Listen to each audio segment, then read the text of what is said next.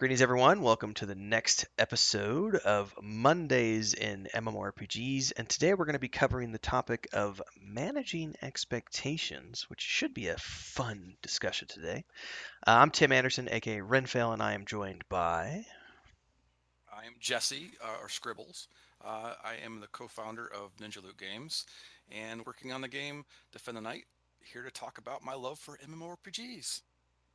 And I'm Leksur. I'm the lead designer on Defend the Night. Um, and I'm here for the same reason. Love MMORPGs, everything about them, and I'm here to try to keep them alive. Awesome. When we were brainstorming a few weeks back, coming up with kind of all the ideas, this was one of those topics where we ended up having like a 20-minute discussion about the expectations that the public have for companies. And I think there's a variety of angles that we were looking at here. On the one side, you've got what goes into making a AAA game, how long that development process takes, the perception that the public has about how long that actually takes, and then coming into the last, say, 10 years where we've seen crowd-funded games jump into the equation and indie projects, um, where you have teams of part-time developers working on projects, and there's a certain level of what people think it takes because they've seen how long they think it takes from a AAA company, and then they try to apply that to a part-time independent developer team. There's a lot of disconnects that happen, and I know I've covered this before, I think in probably one of the Diary of an Indie Game Dev episodes to a lesser degree, but this is a great because the three of us have, I feel we have a very unique take on this because you guys are both working on Defend the Night. You guys have been doing this for about, I think, about 4 years now.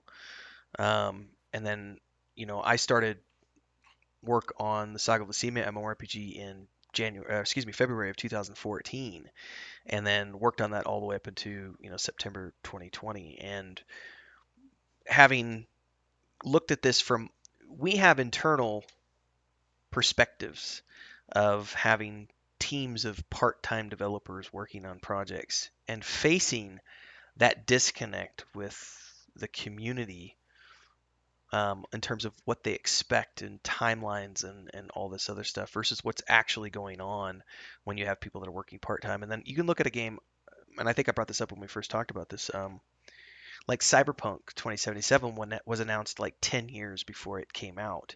And so they announced it and then didn't talk about it for years, and people were like, this game is never going to come out, etc. But it was being worked on. It was just being worked on behind the scenes, and then roughly 2 years I think before it was set to launch was when they started doing the E3 circuit and started to show off the alpha footage and what the game's going to look like and so on and so forth. And then they had like a 2 year ramp up.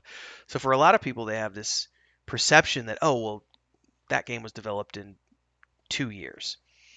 No, there was 10 years of development time that went into that product before they started, not maybe 10 years before they started showing it, but like 7 or 8 years before they started showing it off to the public.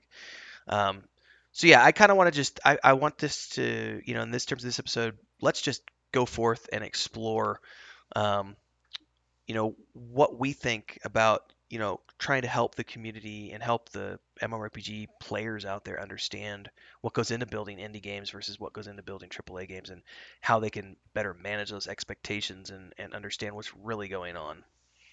hmm Well, I guess I can start a little bit about what's happened with Defend the Night. So we started in 2017, uh, building the foundation of MMO, working on our multiplayer, working on our tower defense systems. We didn't even start going public with our development till midway in 2018, and then we founded the company in 2019. Um, so we've been showcasing. We were showcasing all our progress throughout the weeks that we were developing. I think for MMORPG development, it's touchy. I think the quickest was Square Enix and with their Final Fantasy 11, which was 2.5 years. So that's the quickest I've seen an MMORPG come out. And I don't even know if they had a foundation when they went public with that. So it could have been longer. We don't I don't really don't know.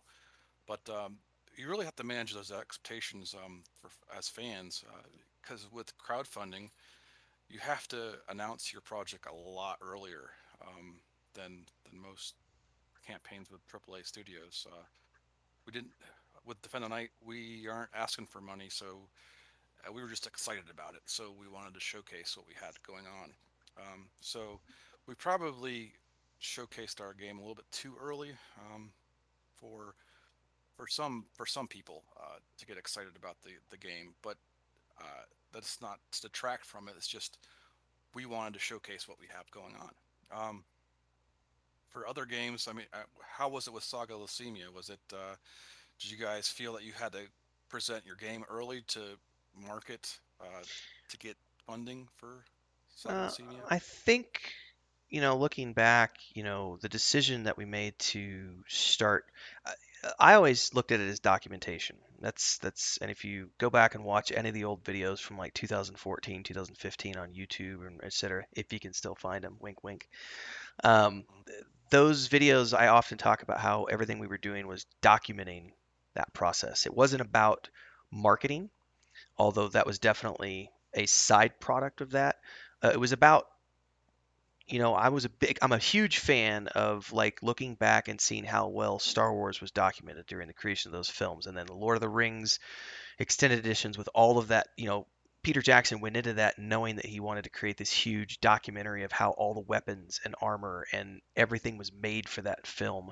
And so I from day one said there was a mandate to everybody on the team that you know napkin sketches. I don't care how tiny or insignificant you might think it is. Document it and save it because that can be used later on down the road either for a scrapbook, but also just as a documentation process to show how this team of people who had no previous development experience went into it and were able to make it happen along the way. Now, because we did it that way, it was also very easy to go back and look at and say, here's a video from 2 years ago. Look at this video from today.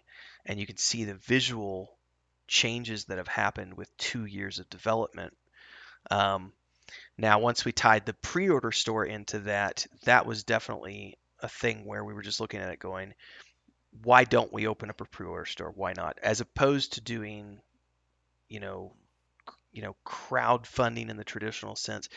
There's a mistake in, and I do want to touch on this real quick. Some people have looked at because we did run an Indiegogo way back in the day before we had a company, and we didn't have any set goal with it or anything else. I think it was the end of 2014 or beginning of 2015. And the reason we did that was because we had family members and friends and community members who were saying, "How can we give you money to help you out with your project?" And it was like none of us wanted to just take donations.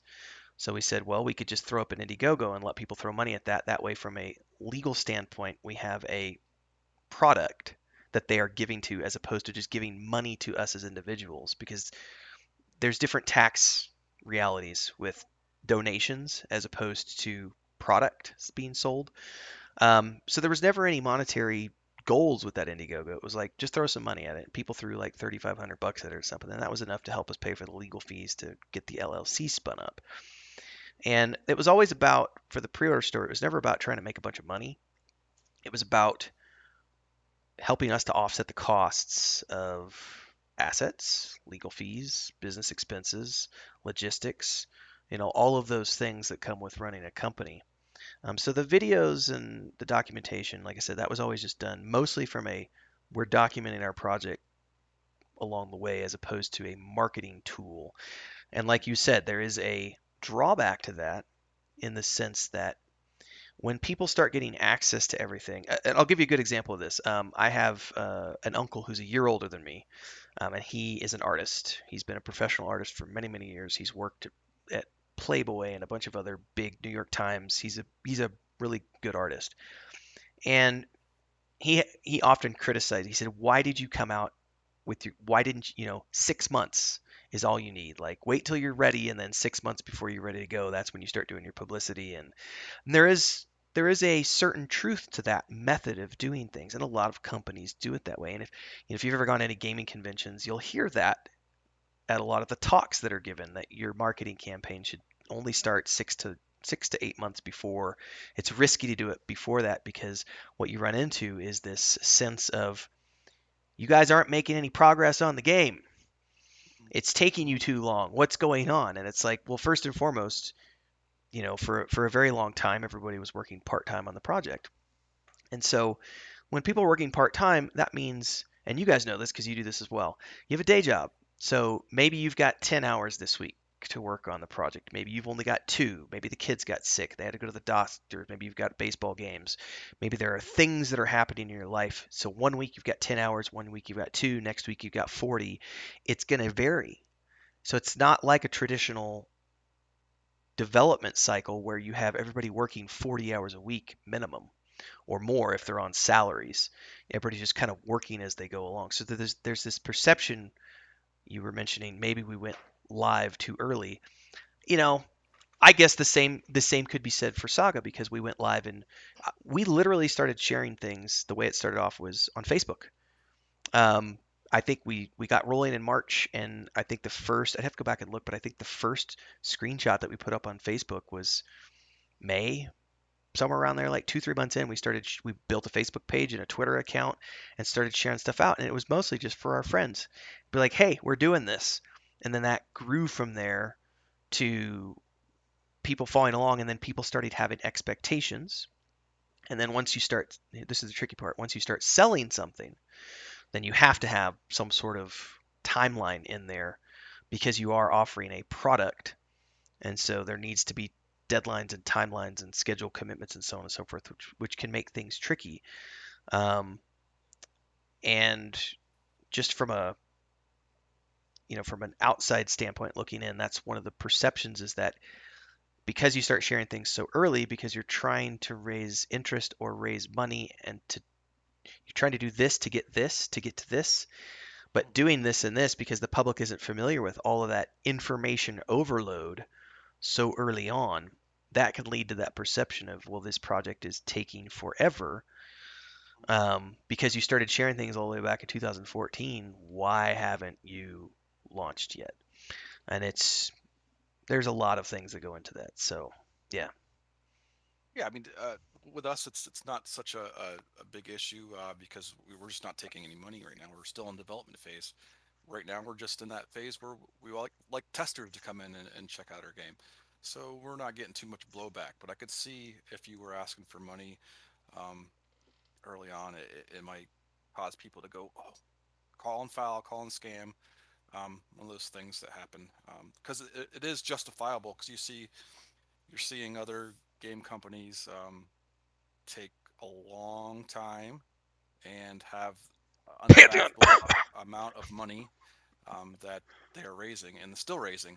And you always wonder in the back of your mind, why would this game ever launch? Because they're making so much money right now. Why would they ever launch the game?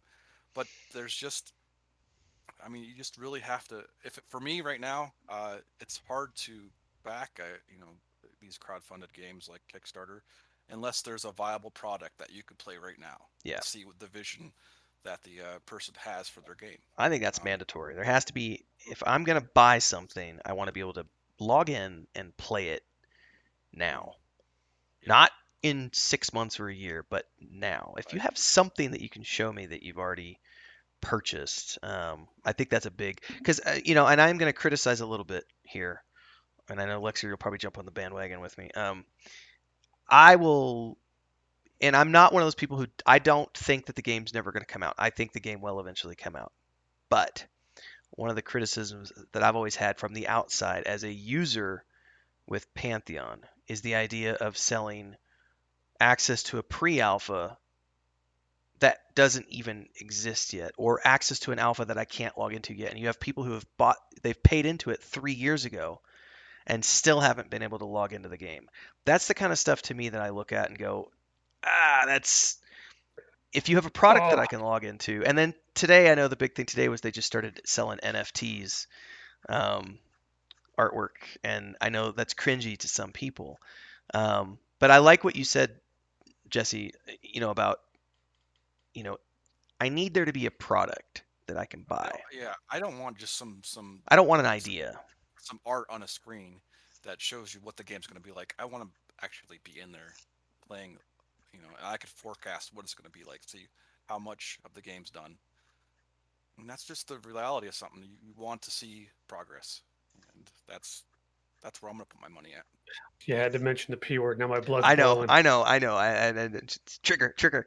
Um, Like, but I know I saw people complaining about that today because the NFT post went up this morning. Well, we're recording this as an FYI. This will be coming out a couple weeks later, but this is being recorded on March 30th.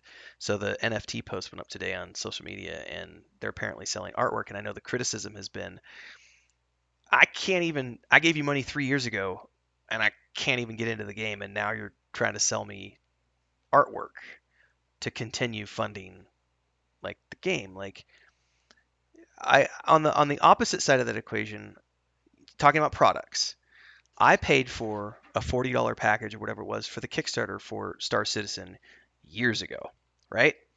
I can log into the game and I can play the game, and I do so about once a year. I don't play the early access because it's not, I don't have any desire to do that. But they send me regular newsletter updates and I can log into the game and there's an actual playable game loop in there that's fun, buggy, but fun. I think that's a good criteria to shoot for um, when you're looking at whether or not to decide if you want, if you want to get involved with an early access product or not. yeah, with Pantheon, that's a whole lot of history of just bullshit because announced way too early. Right. They're scrambling to the point, and I always tell people, will it release? Yes, because otherwise they're going to be fighting lawsuits till the day they die. Just the way it is. So yeah, it'll release. But I mean, it's very easy to determine how much money they've made through pledges because you can go to the forums and see who has a VIP tag.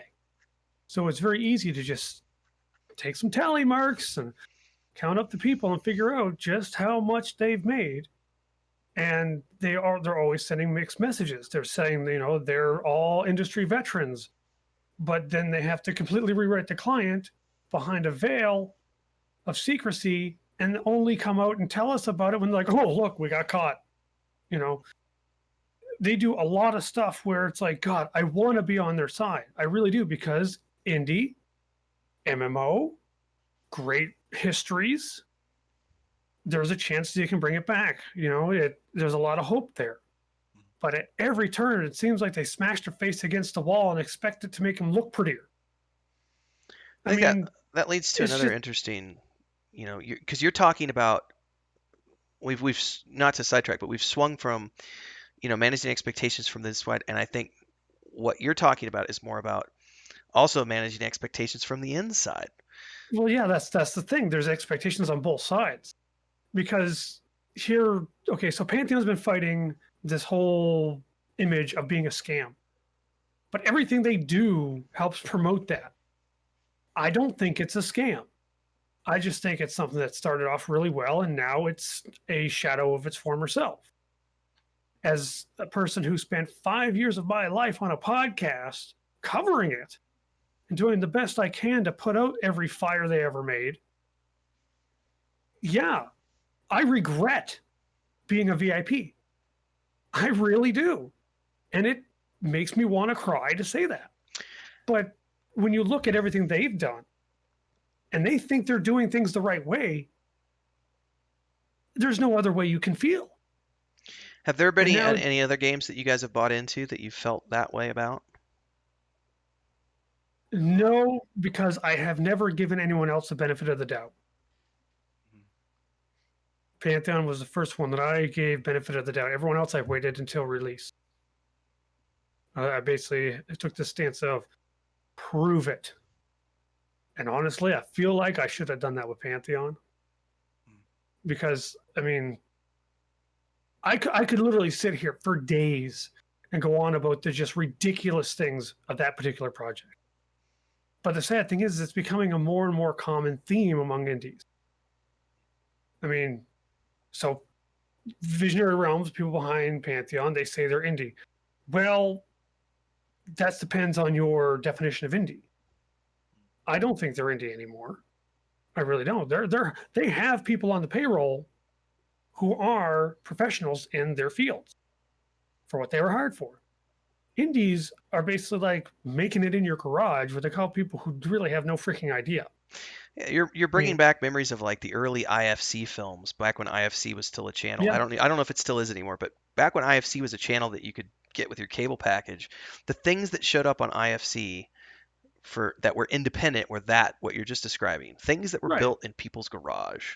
Yeah, it's basically I call indies passion projects. It's where the skill level doesn't matter, the level of artistry doesn't matter. You're the All it is the passion and the drive that matters, and you can play these games and you can feel it. You load it up and you instantly know that even if this game looks like garbage, maybe it's a little buggy, it's still going to be enjoyable because, as hipster as this makes me sound, when you do something, you are imprinting yourself on it. Everything you do represents what you've done.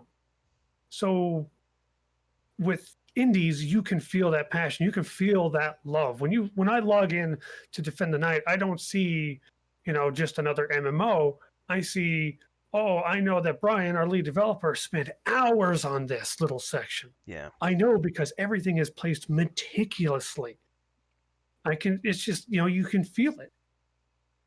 But then you get into a game like, we'll say, like Warhammer Online back in the day, when it was basically held by the short and curlies by EA. You could tell that that Mythic, the people behind the actual product itself, loved what they were doing, but there was something off. And what was off was EA trying to direct them. And you feel that. Every single person that played Warhammer Online felt that. You can tell with EverQuest, you log in, you can tell that even though the screen was itty bitty and you only had this tiny little window to see the world, and your spell book came up in your face, you could tell that the guys that were doing this loved what they were doing. But you play any other game these days and you don't feel it. You can't feel it. All you feel is something that is meant to pull the wool over your eyes so that you'll give them more money. It's a tricky So, thing. Yeah. right. So, I mean, if you look at public expectation, we've all come to expect that.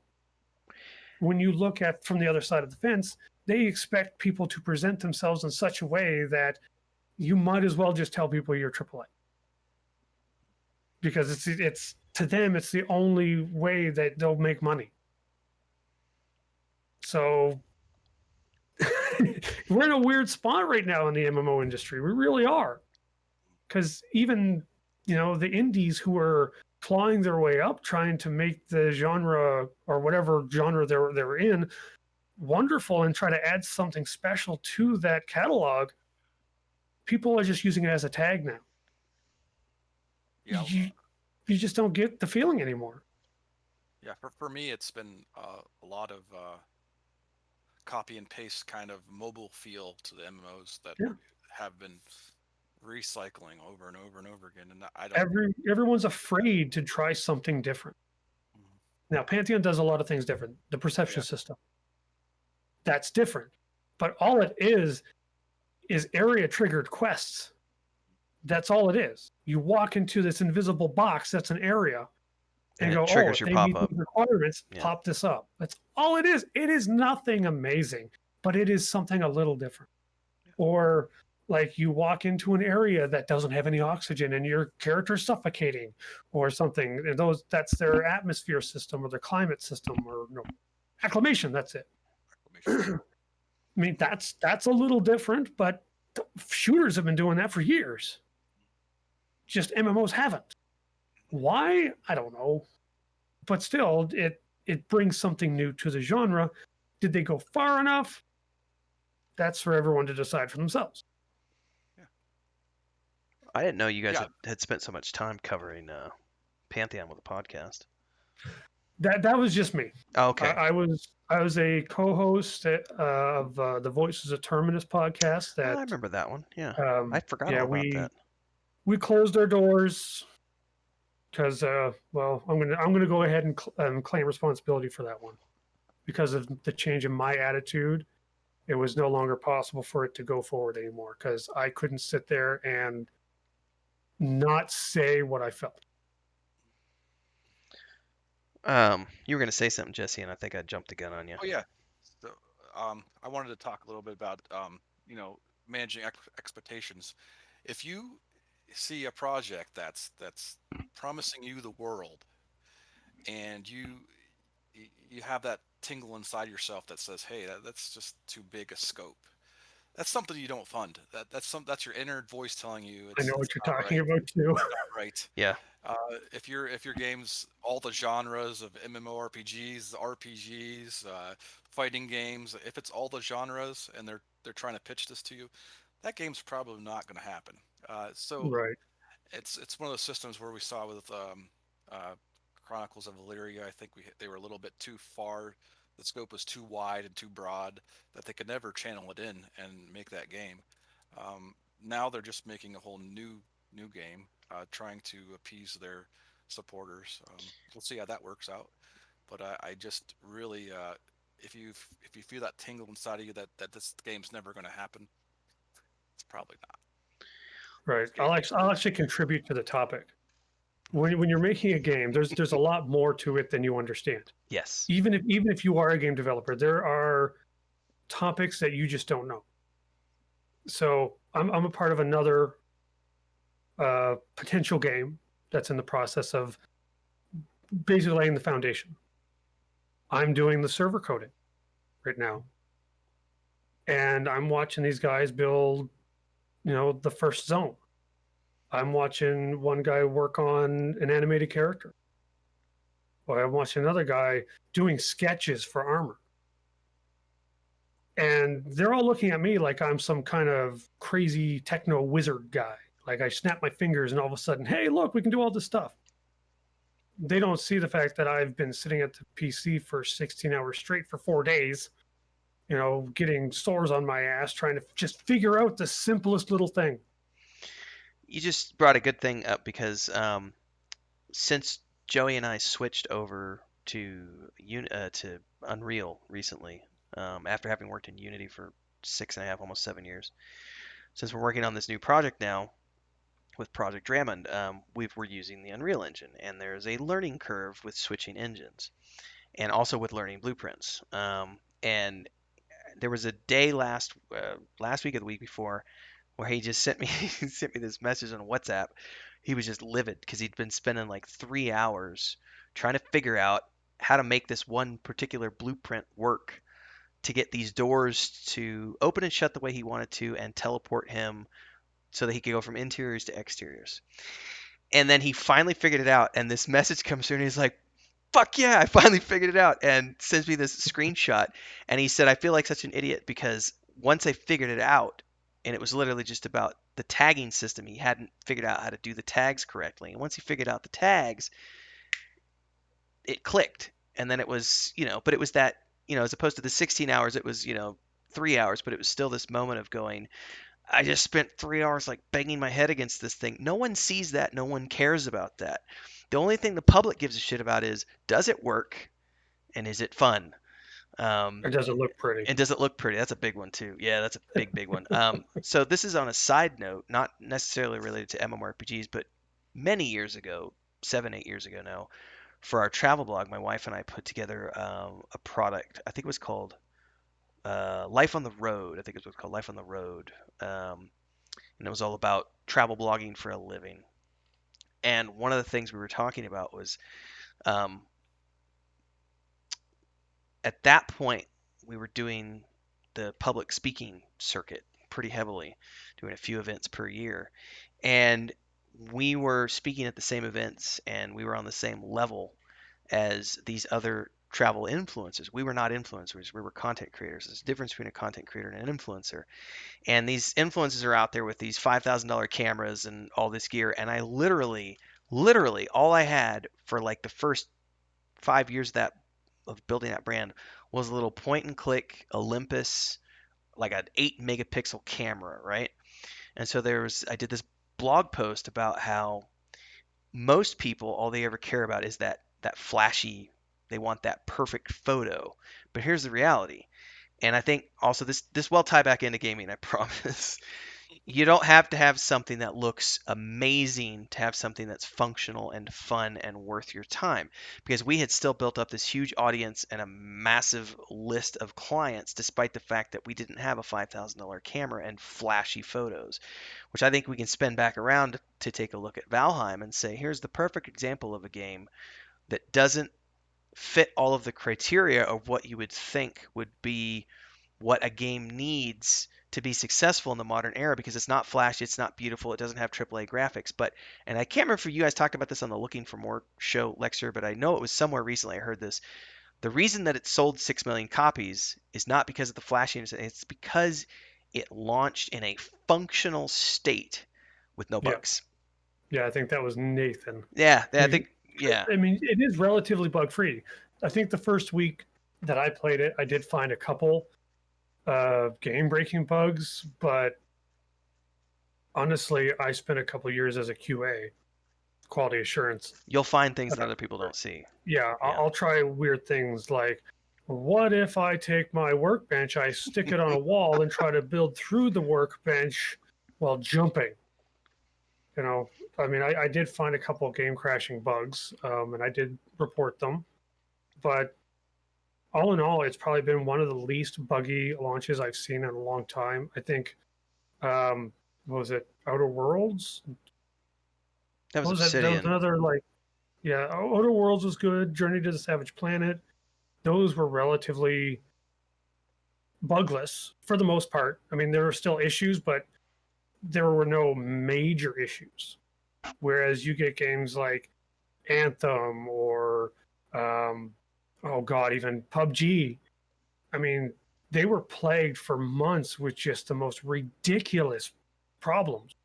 It's you sit there going, how did this get through your QA team? Did you guys even bother to load it up? Did you even bother to test anything? It's like, do I have to come in there and do it for you? My God. Yeah, that it comes back to, Q&A is important, but the thing that was spinning off in my head when we were talking about this was looking at, as an example, we were talking about managing the expectations of people in regards to, like, they often they want to see a flashy screenshot is what they want to see, or a cool looking video with spell effects. And let's say that you've spent 3 months working on, um, I don't care, the inventory system, or you've spent 6 months getting the crafting system working the way you want it, or you've spent, here's the other fun one, um, getting, before you ever get to that final asset, that final digital asset, you've gone through pencil sketches, you've gone through, you might have done like 6 to 8 initial sketches to get an idea of what you want to look at. Then the director's looking at that going, I like that one, blend it with that, get me the second version, then you get the second version, let's add some more color to that, there's a third version. There might be 20 iterations of a piece of concept art before it ever even gets to the point where it's given to a 3D modeler to turn into something that's going to be put into the game.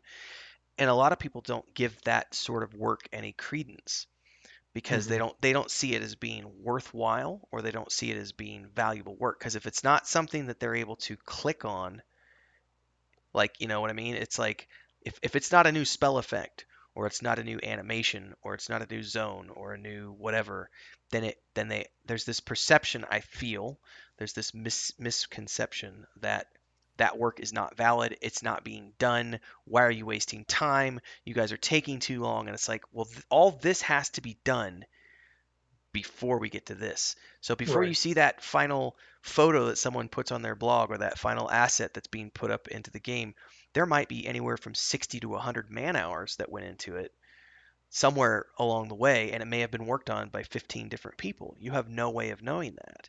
And there's Right. that's a fun misconception that a lot of people have, because especially when we're dealing with the current generation of, instant gratification, you hmm know, Well, it's like if you even take something that everybody takes for granted, even I did until recently, servers. mm, So nobody knows how a server works. So most players don't, or they think it's like a web server. You do something, it gives you something back.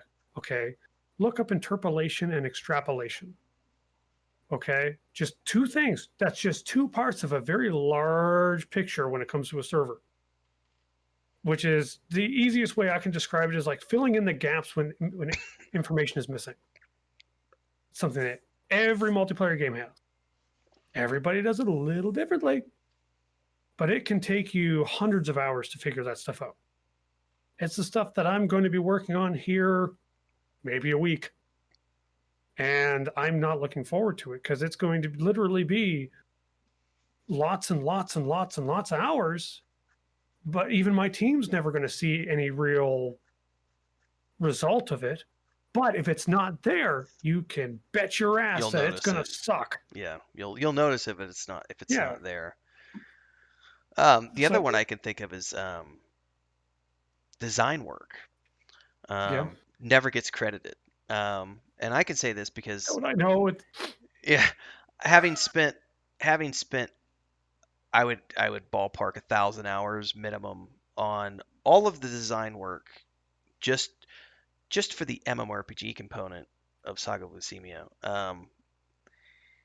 Spreadsheets, documents, brainstorming sessions, none of that ever really gets factored into what people consider development time. So when I look at like, yeah, they say that, for example, I was just briefly looking at the internet, and I don't know if this is true or not. I was just reading this where we're going. They were saying development started on Valheim in 2018.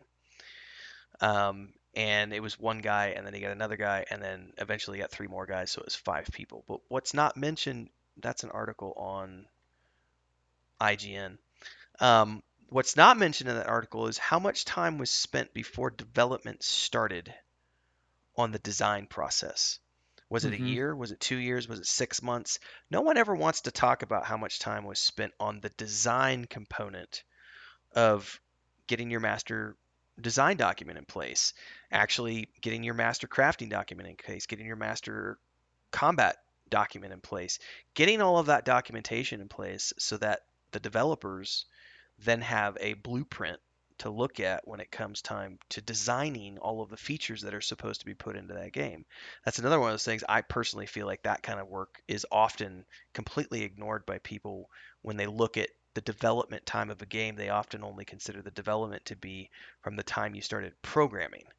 And it's like, well, hang on a second, because there might have been anywhere from 2 to 5 years. You don't know how much time was spent in, brainstorming, sketching, concepting out, all that other stuff. Oh yeah, because I mean the other game I'm working on, there is no name to it right now, not even a code name. So I don't want to give too much away about DTN. It took me about a month just to work on like what skills we're going to have, what physical attributes we're going to have, how are these things going to work, what's the 2-hit formula for combat. Mm-hmm. I mean, everyone's like, oh, yeah, roll random, but then people are going to start running at the mouth about RNG. Yeah, and then you have to worry about the leveling curve. What's that look like? And Right. yeah, I mean, I wrote a simulation program to test formulas to see what my hit and miss chance would actually transform to in a game. I mean, granted, that was probably a little extreme, but it's the things that I do anyway. So to me, it beats a spreadsheet because it will literally just spit out, oh, this person at this level with these skills and these attributes and this gear, here's their stats. Here's them fighting something else that's a little higher than them or a little lower than them, and it's a lot of messing with small things, but it all takes a lot of time. Yeah, that's I one mean, of the. you could sit down and try to make a board game. I'm sure Renfield, you can probably attest to this. You sit down and make a board game, everyone's like, "Oh, it's just an easy little board game." So I was actually going to jump in and talk about that. Yeah, so because my brother and I first started, we first started talking about the new project, late at the end of last year. And then we seriously started kind of brainstorming it in February because we knew that on March 1st we were going to kick off Project Drummond. But looking at, because we have 3 parts to it, there's the book. Writing a book for me is easy. I've been a professional writer now for, I don't know, 13, 14 years. That part's not hard. The hard part is, so we're coming up with a brand new world. So some of that is easy work, but a lot of it is what I just call busy work. It's literally, okay, got to come up with the races. What are the unique aspects of these races? It's just time sinks is all that stuff is. But the tricky part is all of those systems, because we're doing, on the one hand, my brother's doing the point and click adventure game that he's working on. We're not dealing with combat. We're going back to the old school King's Quest version of games where there's no combat. It's adventures and puzzles. So it's a narrative puzzle based game. But the tabletop game has to have a combat system, and this is my home brewed system that started off in AD&D back in the 90s, and I've just kind of adapted that over the years. But there's a lot that goes into that, and this is the thing. That system has been in development since 1999. My homebrewed system. So I've been working on that system for more than 20 years now to get it to the point where it's ready to be put into a rule book, right? Right. No one out there who comes to the Patreon and looks at the Patreon gives a shit about the 20 years of playtesting and design and everything else that's been going on for the past 20 years. What they care about is, what are you selling on your Patreon? What am I buying into, and what can I access right now and play and touch, and et cetera, et cetera, et cetera. So there's 20 years of design from how do you hit, how do you defend, what are the resists, how do the resists work, what are the how are the sneak rolls factored in, what are the there's all of these things that factor in to armor class and hit values and leveling curve and experience points, and how long do you want players to take when they play a campaign. And holy shit, like, no one, I don't think anyway, I think most people don't factor any of it in when they look at any sort of video game project. That's not being considered when it comes to that expectation of what they're going to be able to play. Yeah. For sure. So you got all that to think about when somebody's pitching you this project. You got to think about all the systems that they're saying that's gonna happen. First, they're saying it, they're pitching it, and then they got to make it, and then they got to put it in the game. So it's going to take much longer to get it implemented. So when you're back in these projects, you really have to think about what's going to happen and what's not going to happen, Right. realistically. And there's small issues or obstacles that you have to overcome, even if you're a seasoned veteran. Like, okay, Jesse, he's been doing a lot of stuff with EverQuest emulators in the past. He knows his way around video games. How long did you spend just working on like the clothing and body scaling for DTN? Months and months. Still doing it. Yeah. Yeah, and that's just stuff to make sure, like, when you put on pants, it looks right. So that you can clipping. Yeah. Yeah, so you can make your character look the way you want. To you or to Joe Public, it's just a slider that does some stuff. Cool. You don't realize that there's a lot of work that goes into that stuff. Now, if Jesse was like an actual professional 3D game modeler, would it take him months? Well, of course not. But the thing is, there's going to be something else that arises that professional would have to do that's going to take them a long time, because in the programming world, because I've been programming for like 20 years, you can't know everything. 90% of programming is using your references, knowing how to find the information you need. That's not copy and pasting. It's you can look at code, find it online, adapt it to your needs. Because you can't remember. I mean, if you're not, let's say you're not a web developer, do you know what an error 502 is? Probably not without Googling it, right? It's just the way it is. You can't know it all. And even though I'm a programmer, I'll go back to a language that I haven't touched in years, like C, freaking Delphi. And I'll have to go, how do I do this again? And it, something that should have taken me 5 minutes ends up taking 15 minutes, 20 minutes, because I need to find the information. I have to relearn some things. I have to kind of remember how to do some stuff. And it's the same thing in every single field, even if you're a carpenter. Maybe you've been a carpenter for 30 years, but you forget how to do dovetails. I mean... Yeah, if you haven't done them in a while, that kind of stuff can be a challenge. It's not like you just knock them out.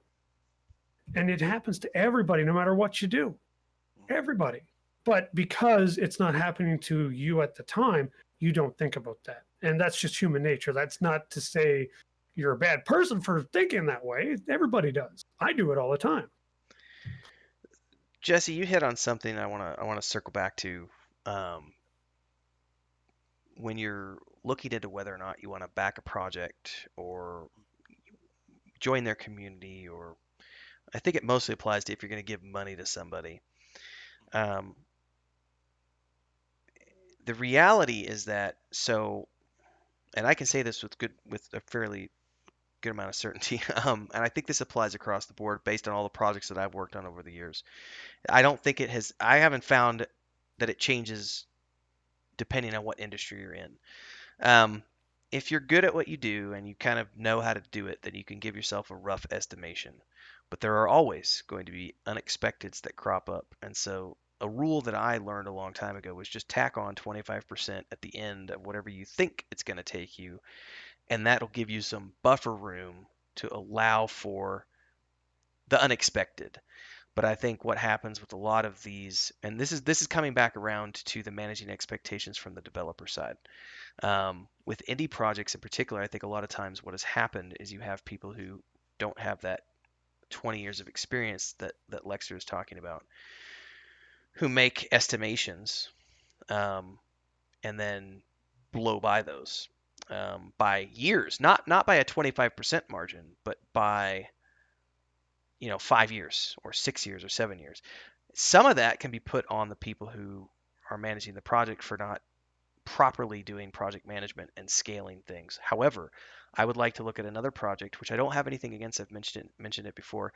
Star Citizen, I think, is another good example where they took the idea of managing expectations and I think they just threw it out the window because people keep giving them so much money. They've let feature creep dictate where the project is going as opposed to just launching a product with a limited amount of features and then building on it with an expansion or with the second version of the game. You know what I mean? Like part one, part two, part three, as opposed to they've kept it in this perpetual state of development, continually changing the vision and adding to it and allowing feature creep uh, to come in because they keep going, well, people are throwing money at us, so why should we settle for this when we can do this? So they've taken that idea of setting a deadline and giving themselves a 25% margin of error and said, "Fuck it, we don't need deadlines. We're just gonna go." Um, and then you can just spin this back around as well to talk about Defend the Night a little bit more. There's also what you guys are doing, where if you haven't opened up a pre-order store and you haven't done crowdfunding, then you still have a lot of leeway because you don't have to have deadlines. Speaking from personal experience, I can say that on the one hand, having deadlines for pre-order customers is one thing. Um, Investors are a completely different beast because once you get investors involved, now there's the SEC, now there's the FTC, now there are federal and state regulations related to what you told investors to get them on board with your project. And if you don't hit those deadlines, there are serious legal consequences for not hitting those benchmarks. And that's another tricky thing to navigate for companies, for independent companies, I think. Absolutely. Because you were talking earlier,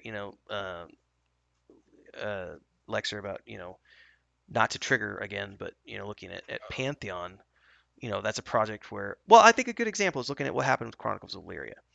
Um, Yeah.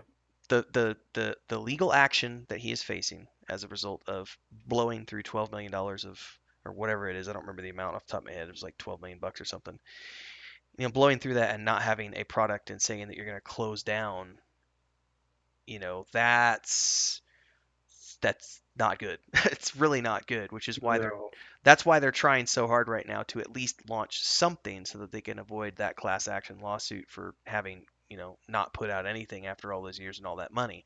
But you can look, there's I don't even think we have to point names at all the projects, but I think there are multiple projects out there that have raised a significant amount of money from backers and a significant amount of money from investors, and are in some sort of state of perpetual development, and that can eventually come back and bite you in the butt if you haven't set some sort of actual expectations internally to say, we have to have something out by this date. We might have to cut things. We might have to scale back. That's fine. I talked about this in one of my indie game dev episodes years ago. What MMORPG has launched in a finished state? Show me one. That's why they fucking patch. Theoretically, MMOs can never launch in a finished state. Right. That's why they patch these games. Every time there's a patch, you're changing the game. You're adding to it. You're continuing to build upon that base. You're adding in new features, new classes, new abilities, new content, new races. Unless you're Bethesda. Because then you expect your modding community to finish your game. Yeah, that's a good point. free. Looking at Skyrim. Looking at you, Skyrim. But I think that if you think that I guess maybe what I'm saying is I don't understand why some of these products don't just launch, as opposed to trying to build the perfect game or get it to a perfect state before it's ready to be launched. I come from a marketing background, and regardless of the industry or genre, you don't have to have a perfect product to have a successful product. What you have to have is a product that's good enough. You launch it, you make sales, you make a profit, you use that profit to make the product better. Obviously, you do have to have a standard. This is the MVP that everybody always likes to talk about. You have to have something that's minimally viable and stable. Yeah. Right. But See, using Pantheon as an example. I'll try to keep this as low key as I can. So they're constantly shouting for more pledges. Nothing they show you is honestly worthy of pledging. Up until maybe just recently. Yeah, recently is good. Yeah. Right.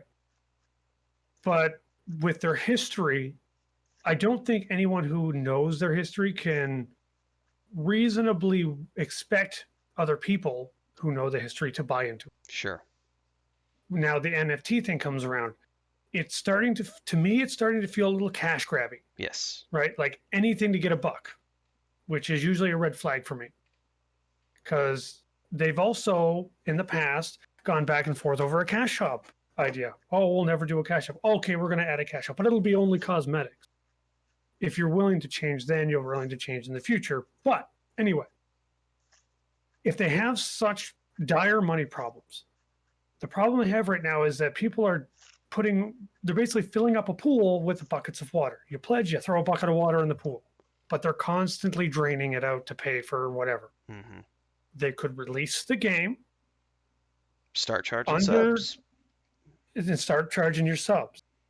And you could even say we only have 5 zones, 4 zones, whatever. It's only up to level 30. Whatever you got to do to keep the game's expectations where they need to be, and that almost immediately solves your problems. But it does put you on a deadline to add more content. Otherwise, you reach the end game dilemma. Yeah.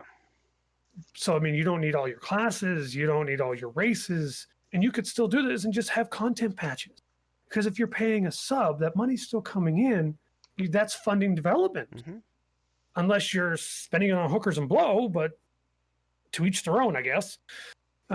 So I find it hard to have any sympathy for them or anyone in that situation. It's like you could have released a game by now. Would it be in a good state, a level 1 to 50 state? No, absolutely not. Hell, it's taken you 5 years to get something where people can actually jump in for testing. But it would certainly alleviate your money woes. It might light a fire under your ass to get some shit actually done in a timely manner because you're now racing your players to keep them interested. But to be honest, even if you wait, you wait until you get your 1 to 50 game done. Yeah. You're probably lost 10 to 20% of your community because we're just tired of waiting or tired of the BS. And the times change. We're in a different society from 10 years ago. Right. I want to say every 6 to 7 years, society has a major shift. Mm-hmm. At least now because of the information superhighway. But so we're definitely on the clock when you're making MMOs. You have to stay with the times. But Pantheon is a prime example of where I'm just having a hard time even caring anymore. So, like, they do the NFTs because they're hurting for money, or they're just greedy, one or the other. We don't know either way. If you were to release now, all you have to do is be honest with your community and make it very, very clear why you're doing things. Which everyone says they're transparent, but they never bother to be honest and open with their communities. I don't care who they are; they don't. You can't be 100%. You can't be 100% transparent. Period. You can't, because there are things investors need to know that you shouldn't know. So saying you're transparent is a lie. But you can be honest with your community. Yeah. You can tell them what's happening and why it's happening. You can say, "Oh, we had a rewrite," or "We're going to have to rewrite a bunch of stuff." Why? Because there's major issues that are going to impact a lot of people. So we have to do it, and it's going to set us back by a year. Will people be a little upset? Of course. Everyone will, especially if you spent money. But by being honest, you've reduced the amount of anger that's out there. Yes. Rather than going, "Oh, I was caught." Now everything looks bad. Yeah, that part of management is tricky when it comes to, because especially if you're doing the balancing act of managing the expectations of outside people who might potentially want to buy your game. You're trying to manage the expectations of the people who may have already purchased your game. You're trying to manage the expectations of investors. You're trying to manage the expectations of team members. I mean, it's this balancing act where you're constantly juggling to try to figure out exactly where the pieces might need to fit. I think this I'm going to tie this into points that both of you have brought up, which is the because I know I've touched on this in the past in my Diary of an Indie Game Dev show. Transparency and etc. goes a long way to managing the expectations of the public, not just your existing customers, but future customers as well. And that's something I know when I've looked at Kickstarter a lot of times. I don't see any managing of my expectations of what I should be. What I see is, here's a bunch of really cool ideas we have. We're gonna throw all this shit at the table, and we're gonna hope that 3 or 4 of these things stick. And we promise you it's gonna be an awesome experience. It's gonna be a great game. That's why you want to back the project. I've seen that. I'm so thankful for you to be on our journey with us. Right. It's like that sort of thing just goes way over my head. I'm like, well, hey, oh. I have been guilty of saying that. So, and I do want to jump in because Leksur said something on one of the Looking for More podcasts. I just laughed because he was like something along the lines of, "I never was really into Saga. No offense, Renfill," and I just laughed because it was like, no, Saga Blasphema was not meant to be a game for everyone, and I don't think any game should be. And I'm definitely guilty of using that line, Jesse, of like follow, come and join this journey with us. But I do hand in hand through a field of flowers with us. Yeah. But I think the one thing, and I'm doing it to this day, from March of 2014 up until mid 2020, I did over 550 newsletters and over 500 YouTube videos.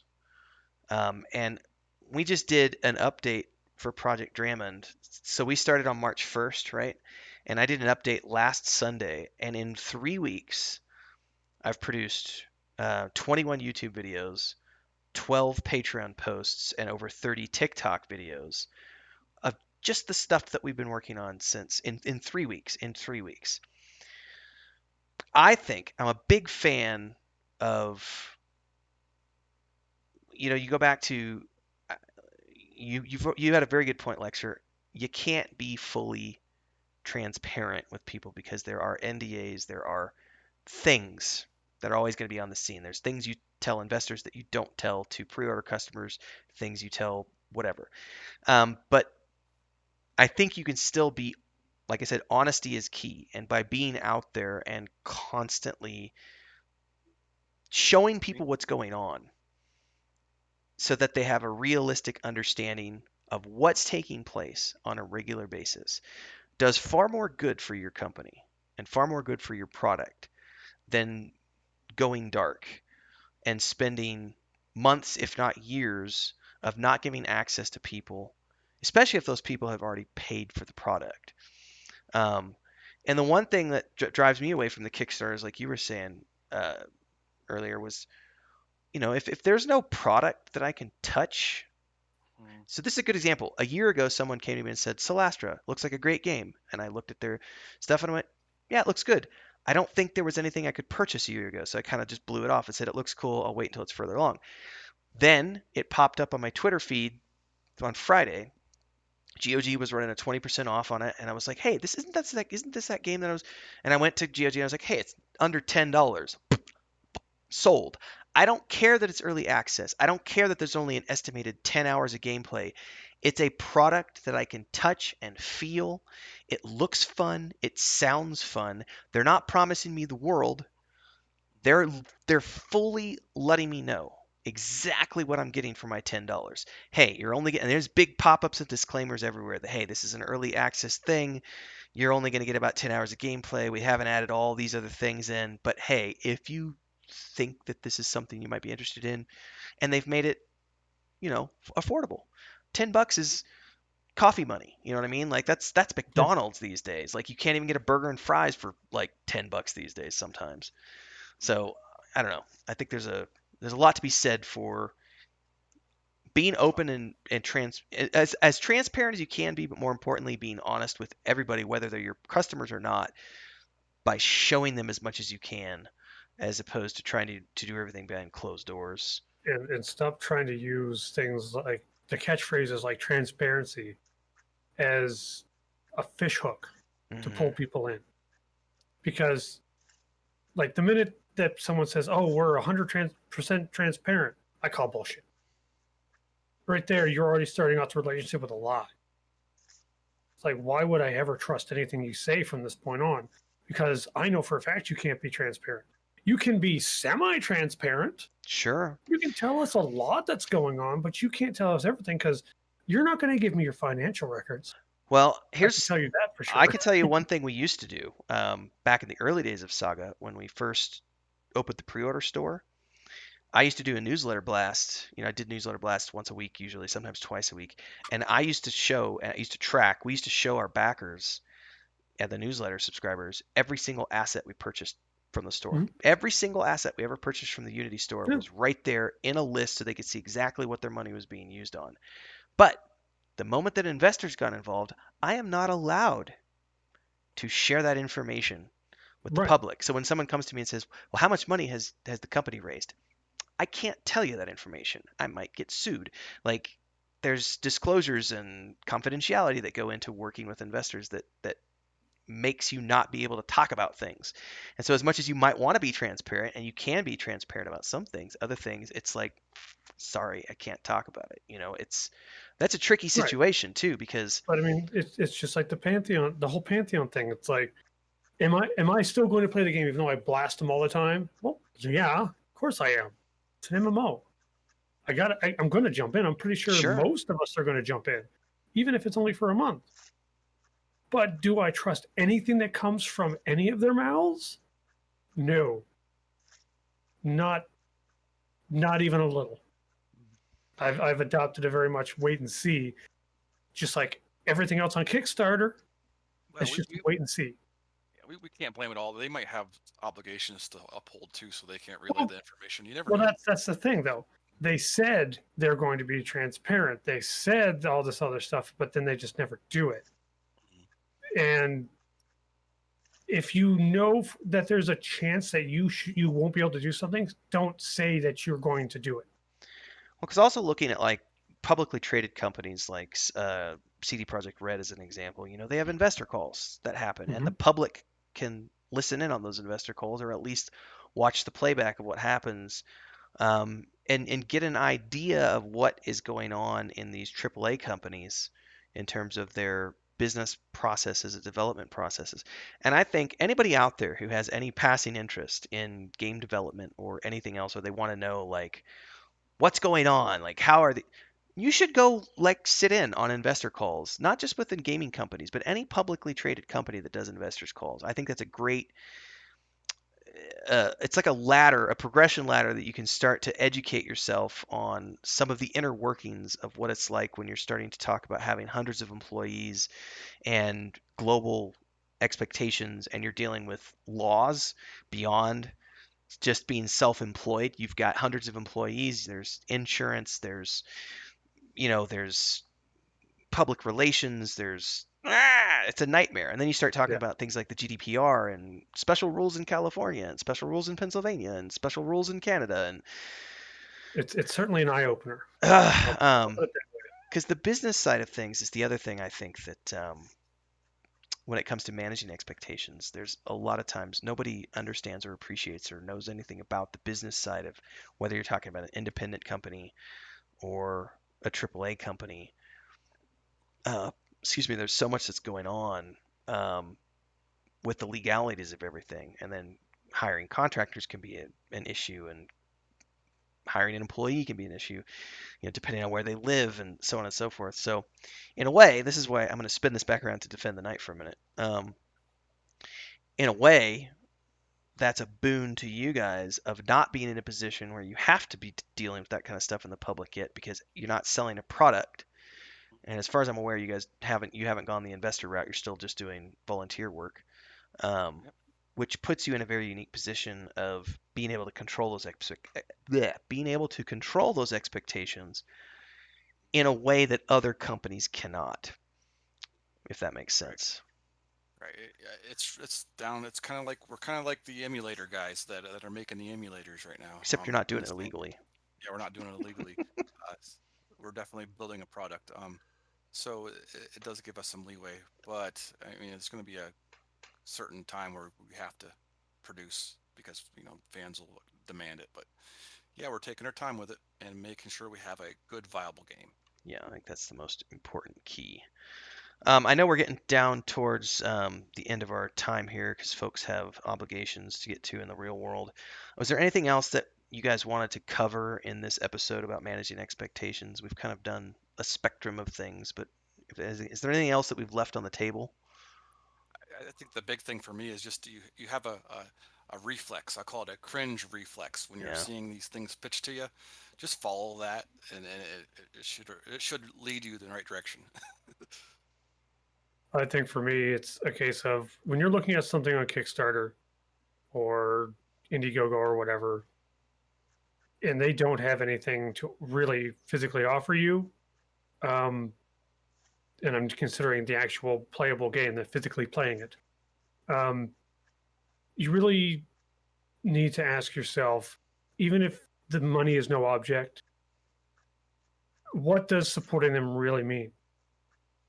If it's a title that could potentially be a scam, what that it does is it tells people that scamming is okay. Hmm. Everything that you're willing to accept is okay tells other people in the future that that is acceptable. So just just do your research, look into it, because right now that's probably one of the biggest problems in the MMO indie scene is the scams, and we cannot ever expect that to change unless we manage our expectations and act accordingly. Yeah, and I'll trigger off of both of those and say that looking at projects, there needs to be a product attached to it. And even if there's a product attached to it, you should still do your due diligence and see what these people have done. Um, it's pretty easy to find people's LinkedIn pages these days, and or if they have a personal website, and just look into the types. Even if that person has never done work in the indie game industry before or the game industry, doesn't necessarily mean they're not capable of doing something. It's good to look at their track record. If they've been successful in other areas of life and they've been successful with other projects and they have a track record of completing tasks, completing projects, completing contracts, and they have a good reputation, then if they have a viable product that you can purchase into, then it's probably something that you can at least reasonably feel assured that you're going to get something out of it because they have a track record for being successful. But I would definitely urge people, if it's just an idea that's being presented to you and there's nothing that you can actually touch, like, yeah, stay away. Wait until there's something, because there's the other side of that coin is anybody who's especially when we're talking indie here, anybody who's putting their passion and soul into a project is going to be willing to bleed and sweat for that project, and they will be willing to put together a prototype for next to nothing because that's their passion. It's what they're trying to, it's their dream. They're trying to build it. Until you see that prototype in place, it's good to be cautious. It's good to be uh, Cautiously optimistic. cautiously optimistic is a good way to put it. And then when there's a product, still, just look at things and manage your expectations as well as, you know, uh, hopefully holding them to a candle as well. And because it is a two-way street, independent developers need to do a lot to build trust and rectify all the issues with all the scams going on right now. AAA companies have a lot of damage control they need to do with releasing horribly crappy products that people have paid tons of money for. So it's a three-way street, four-way street, five-way street, where there's a lot of responsibility on all sides. But I feel like we've covered a good chunk of things today, so I think we're going to wrap up on this note, everybody. So as a reminder, don't forget to check out the links below. You'll find these guys' game, Defend the Night. You can join their Discord. Yeah, I don't know where the links will end up, somewhere below us. You can find out all the information about those guys. You can check out Project Drama that I'm working on with my brother. You can find out all the information you need to do. And of course, don't forget to subscribe to the channel, hit the bell icon, because we will be going live next Monday with the next episode. So hopefully you'll tune in for that as well. Until next time, thanks everybody for tuning in. All right, guys. Bye. See yous.